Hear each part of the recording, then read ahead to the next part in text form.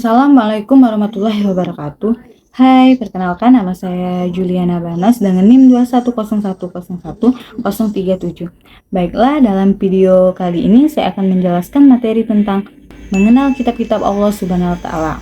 Dalam menjalani kehidupan, umat muslim juga harus berpedoman pada kitab suci Al-Qur'an. Namun, umat muslim juga harus tahu bahwa ada kitab lainnya yang turunkan kepada Nabi dan Rasulnya sebelum Al-Quran. Kitab Allah ini juga berfungsi sebagai cahaya dan petunjuk bagi manusia.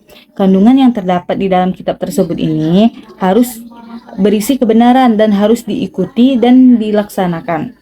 Jadi kitab-kitab Allah ini turun pada masa yang berlainan tetapi mengandung pokok ajaran yang sama, yakni ajaran tauhid atau keesaan Allah Subhanahu wa taala. Adapun kitab-kitab Allah dan Rasul yang menerimanya.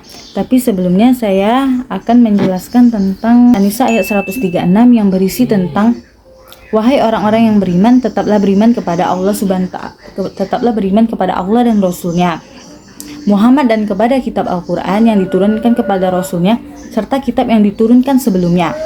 Nah, barang siapa yang ingkar kepada Allah, malaikat-malaikatnya dan kitab-kitabnya, Rasul-Rasulnya dan hari kemudian, maka sungguh orang itu telah tersesat yang sangat jauh.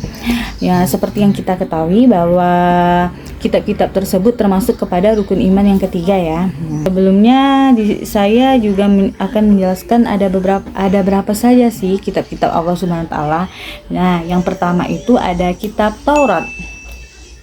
Kitab Taurat adalah salah satu kitab suci yang diwahyukan Allah Subhanahu wa taala kepada Nabi Musa untuk menjadi petunjuk dan bimbingan bagi dirinya serta Bani Israel. Allah Subhanahu wa taala yang berfirman dalam Quran surat Al-Isra ayat 2 yang berisi tentang, dan kami berikan kepada Nabi Musa kitab Taurat dan kami jadikannya petunjuk bagi Bani Israel dengan firman, janganlah kamu mengambil pelindung selain aku.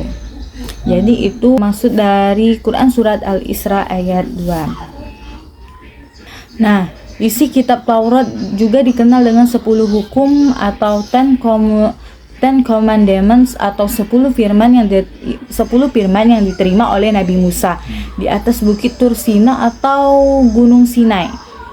10 hukum tersebut berisi asas-asas keyakinan atau akidah dan asas-asas kebaktian atau syariah. Nah, di sini juga ada pun isi pokok-pokok kitab Taurat. Yang pertama itu, jangan ada padamu Tuhan lain di hadiratku. Jangan ada padamu Tuhan lain di hadiratku. Dan yang kedua itu, jangan membuat patung ukiran dan jangan pula menyembah patung karena aku Tuhan Allahmu.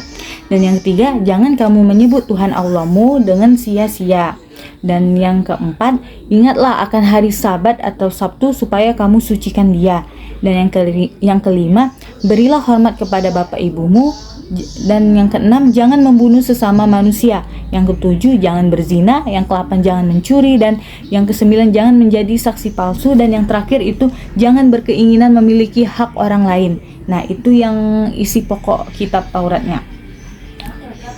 Lanjut, yang kedua itu ada kitab apa ya? Nah, yang kedua itu ada kitab Zabur. Nah, kitab Zabur adalah kitab yang diturunkan untuk kaum Bani Israel melalui Nabi Daud. Melalui Nabi Daud. Dalam bahasa Ibrani, Zabur disebut dengan Mizmar, yaitu nyanyian rohani yang dianggap suci. Adapun ayat-ayat yang menegaskan keberadaan kitab Zabur. Di sini saya bacakan artinya itu adalah, dan Tuhanmu lebih mengetahui siapa yang di langit dan di bumi. Dan sungguh kami telah memberikan kelebihan kepada sebagian nabi-nabi atas sebagian atau yang lain, dan kami berikan Zabur kepada Daud. Dan kitab Zabur juga berisi kumpulan ayat-ayat yang dianggap suci. Ada 150 ayat dalam kitab Zabur yang tidak mengandung hukum, tetapi hanya berisi nasihat-nasihat, hikmah, pujian, dan sanjungan kepada Allah Subhanahu wa taala.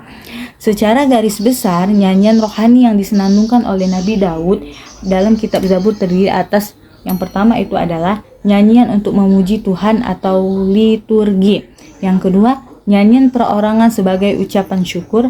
Dan yang ketiga, retapan-retapan jamaah. Yang keempat, retapan dan doa individu. Dan yang terakhir itu adalah nyanyian untuk raja. Lanjut lagi, yang ketiga itu adalah kitab Injil. Seperti teman-teman ketahui, kitab Injil adalah kitab suci Allah Subhanahu wa Ta'ala yang diwahyukan kepada Nabi Isa sebagai petunjuk dan cahaya penerang bagi umat manusia. Sebagaimana dijelaskan dalam Al-Quran bahwa kitab Injil itu diturunkan kepada Nabi Isa untuk mengajarkan tauhid kepada umatnya agar mengesahkan Allah dan tidak menyekutukannya. Nah, selain memuat keterangan mengenai perintah untuk mengesahkan Allah, kitab Injil juga menjelaskan akhir lahir Nabi terakhir yang menutup para Nabi dan Rasul bernama Ahmad atau Muhammad Sallallahu Alaihi Wasallam. Baik, kita lanjut lagi. Yang keempat itu adalah kitab Al-Quran. Seperti yang kita ketahui, kitab Al-Quran diturunkan kepada Nabi Muhammad Sallallahu Alaihi Wasallam melalui malaikat Jibril. Kitab Al-Quran diturunkan kepada Nabi Muhammad Sallallahu Alaihi Wasallam melalui malaikat Jibril. Itu juga diturunkan secara berangsur-angsur, tepatnya selama 22 tahun, 2 bulan, dan 22 hari. Al-Quran terdiri atas 30 juz, 114 surat, dan 6.236 ayat, dan 74.437 kalimat, dan 325 huruf. Nah, dengan diterimanya wahyu pertama, surat Al-Alaq ayat 1-5, Nabi Muhammad SAW diangkat sebagai Rasul yang berarti manusia.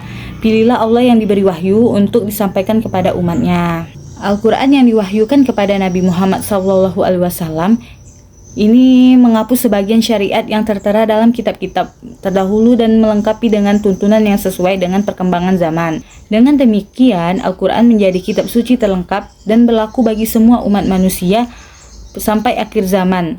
Karena itu, sebagai umat muslim, kita tidak perlu meragukannya. Sebagaimana firman Allah Subhanahu wa Ta'ala yang berbunyi zalikal kitabul la raiba fihi hudalil muttaqin, yang artinya adalah kitab Al-Quran ini tidak ada keraguan padanya, petunjuk bagi mereka yang bertakwa. Dari penjelasan di atas, di sini saya ada 2 pertanyaan. Pertanyaan pertama adalah, apa yang terjadi jika manusia tidak berpedoman kepada kitab Allah? Dan yang kedua, mengapa penting bagi umat muslim untuk mempercayai kitab-kitab Allah? Sekian penjelasan dari saya. Terima kasih. Wassalamualaikum warahmatullahi wabarakatuh.